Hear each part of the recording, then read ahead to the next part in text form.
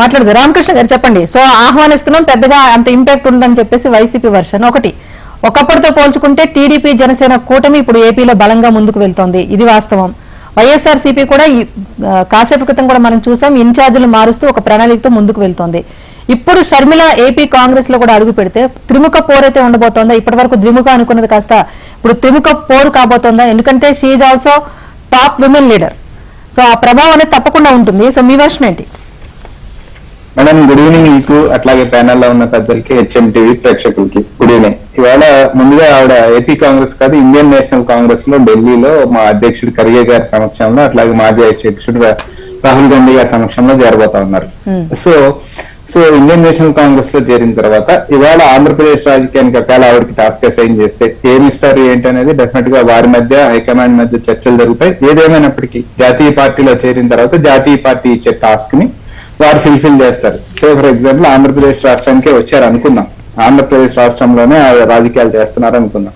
అటువంటి తరుణంలో ఇప్పుడు వైఎస్ఆర్సీపీ కావచ్చు, తర్వాత అంటే మేజర్ గా అధికారంలో ఉంది కాబట్టి మా వైఎస్ఆర్సీపీ కావచ్చు, లేకపోతే అతని ముందు పరిపాలించిన టీడీపీ కావచ్చు, బేసిక్ గా సమాధానం చెప్పాలి. ఎందుకంటే టీడీపీని కూడా పక్కన పెడతాను, ఎందుకంటే కాదని జగన్మోహన్ రెడ్డి గారి నాయకత్వాన్ని వైఎస్ఆర్సీపీని నమ్మి ఇవాళ 4.5 సంవత్సరాల పాటు నడిచింది. స్పెషల్ కేటగిరీ స్టేటస్ పైన సమాధానం ఏం చెప్తుంది ఆవిడ వస్తే అంటే, కేబినెట్ డెసిషన్ చేసి ప్లానింగ్ కమిషన్ దగ్గరికి పంపించిన special category status. So planning commission దగ్గర వచ్చిన తర్వాత ఇక సాధించుకురావడం జగన్మోహన్ రెడ్డి గారు ఏం చెప్పారు, నాకు మొత్తం 25కి 20 సీట్లు ఇస్తే నేను మెడలో ఉంచి సాధించుకొస్తా అన్నారు. ఫుల్ ఫ్లెడ్జ్డ్ గా మొత్తం పూర్తి స్థాయి మెజారిటీ ఉంది ఎన్డీఏ నరేంద్ర మోడీ గారికి కాబట్టి పోరాడం.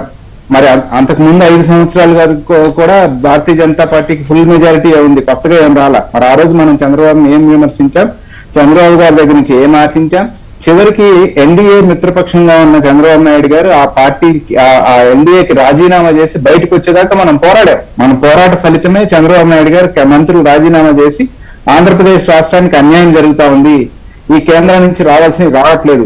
ఆ రోజు కూడా 272 పై చిలుకు ఉంది, 280 పైన స్థానాలు ఉంది భారతీయ జనతా పార్టీ. ఆ రోజు కూడా పూర్తి స్థాయి మెజారిటీయే ఉంది. కానీ ఆ రోజు పోరాడిన వైఎస్ఆర్సీపీ ఇవాళ సార్ ప్లీజ్ బతిమలాడతాం, భంగపడతాం, కాళ్ళు పడతాం, సాగిలా పడతాం. సో ఈ స్థితికి వైఎస్ఆర్సీపీ వచ్చిన తర్వాత ఈ యువబేరీలు, యువగలాలు ఇవన్నీ నిర్వహించి ప్రజల్ని రెచ్చగొట్టి వాళ్ళ వైపు ఒక సెంటిమెంట్ ని డ్రైవ్ చేసి, సెంటిమెంట్ డ్రివెన్ పాలిటిక్స్ చేసి ఇవాళ అధికారంలోకి వచ్చిన తర్వాత వైఎస్ఆర్సీపీ సమాధానం చెప్పుకోవడానికి ఏం సమాధానం చెప్తుందంటే సమాధానం లేదు. సరే డెఫినెట్ గా ఎవరైనా సరే కొత్తగా వస్తారు అంటే ఎవరైనా ఆహ్వానించి తీరాల్సిందే తప్ప, అటువంటి తరుణంలో ఇవాళ డెఫినెట్ గా ఏది 2014 నుంచి ఇప్పటి వరకు కూడా మనం తీసుకుంటే ఆ రోజు పరిస్థితి, కాంగ్రెస్ పార్టీ పరిస్థితి ఎట్లా ఉంది అంటే కనిపిస్తే డోర్ మీద. సరే ఇప్పుడు వైఎస్ఆర్సీపీ ఒక రకంగా విఫలమైంది అంటున్నారు. ఒకటి చెప్పండి అయితే, ఇప్పుడు ఏదైతే బైఫర్కేషన్ సందర్భంగా ఏపీ ప్రజల్లో కాంగ్రెస్ పార్టీ పట్ల ఒక వ్యతిరేకత అనేది వచ్చిందో, సో అదే విభజన హామీలు ఏవైతే ఉన్నాయో అవి ఇప్పుడు తెర మీద తీసుకొచ్చి వాటిని నెరవేర్చే ప్రయత్నం చేస్తామని చెప్పి ప్రజల్లోకి వెళ్లే ప్రయత్నం చేస్తారనుకోవచ్చా? మీరు అన్నట్టు ప్రత్యేక హోదా కానివ్వండి, వైజాగ్ స్టీల్ ప్లాంట్ కానివ్వండి, పోలవరం జాతీయ హోదా కానివ్వండి, ఏపీ డెవలప్మెంట్ కానివ్వండి, ఇవన్నీ కూడా కాంగ్రెస్ విభజన హామీల్లో ఉన్నవే కదా. సో అవన్నీ మళ్ళీ తెర మీదకి వస్తాయా?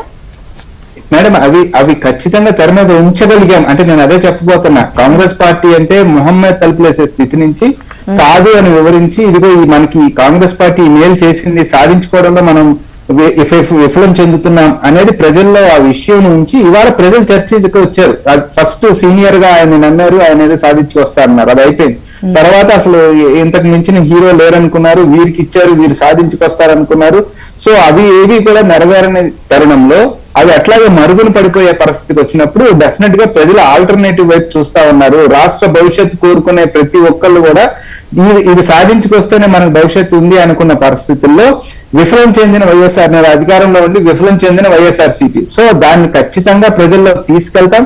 ఇన్ఫాక్ట్ ప్రతి మీటింగ్ లో ఏది రాహుల్ గాంధీ గారు 2017లో గుంటూరు సభకు వచ్చి ఆల్ పార్టీస్ అంటే ఈ రోజు ఇండియా కూటమిలో ఉన్న అన్ని పార్టీలను ఒప్పించి ఈ రాష్ట్రానికి ఇవ్వాల్సింది పార్లమెంట్ చేసిన వాగ్దానం అని చెప్పి అన్ని పార్టీలు మన రాష్ట్రానికి వచ్చి హామీ ఇచ్చిన తరుణంలో, అదేవిధంగా మొన్న భారత్ జోడో యాత్ర సందర్భంగా ఆంధ్రప్రదేశ్ లో వెళ్తున్నప్పుడు కూడా ఖచ్చితంగా ఆంధ్రప్రదేశ్ కి తొలి సంతకంగా ఆంధ్రప్రదేశ్ రాష్ట్రానికి పార్లమెంటు రుణపడి ఉంది అని చెప్పింది రాహుల్ గాంధీ.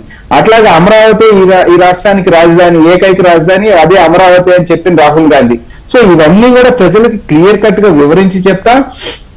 ఎస్, కొంత బలం తక్కువ ఉండడం వల్ల అంత క్లియర్ గా డెప్త్ గా తీసుకెళ్లలేకపోయామేమో కానీ ఈ రోజు కొంత ఆ వాయిస్, ఆ శక్తి, ఆ నేపథ్యం ఉన్న ఒక నాయకురాలుగా ఆవిడ ద్వారా ప్రజల్లోకి వెళ్ళి ఈ నీళ్ళేంటి పాలేంటి అని తేట తెల్లంగా వివరించే పని కాంగ్రెస్ పార్టీ చేస్తుంది. ఈ రెండు టర్మ్స్, రెండు పార్టీల్ని, ప్రాంతీయ పార్టీని ప్రజలు చూసిన తర్వాత ఈ రాష్ట్రంలో ఉన్న ప్రాంతీయ పార్టీలు అన్ని కూడా నరేంద్ర మోడీ గారి సాగిలపడి వారి దగ్గర నుంచి ఏమి సాధించుకురాని పరిస్థితుల్లో డెఫినెట్ గా alternate party is Congress party.